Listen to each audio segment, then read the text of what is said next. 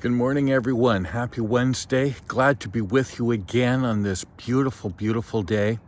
Last week, as we began our Easter journey, we started with Jesus entering the house of Mary, Martha, and their friend Lazarus, where Mary offered an extravagant offering of worship as she poured out an expensive perfume upon Jesus' feet and proceeded to wash his feet. This was to the gasps of all those that were there. How could she do such a thing? But Jesus pointed out that Mary was actually doing something very prophetic and preparing Jesus for his ultimate death and crucifixion and the price for our salvation. She also showed us what extravagant worship is all about. It is giving all that we have so that Jesus is lifted up. Well, today we're going to look at another passage in John chapter 13, something similar but with a different emphasis.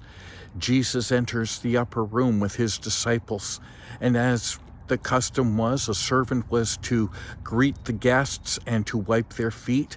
There was no one, not even the disciples, would wipe Jesus' feet.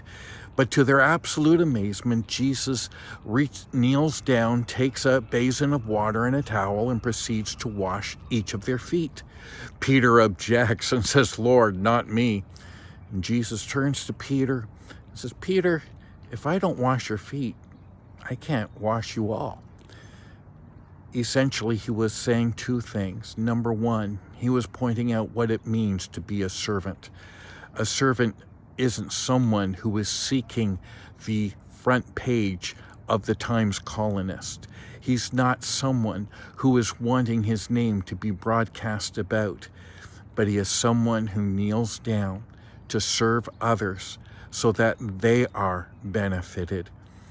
But he also makes this point to Peter that if he wasn't willing to have his feet washed, then Jesus couldn't use him at all.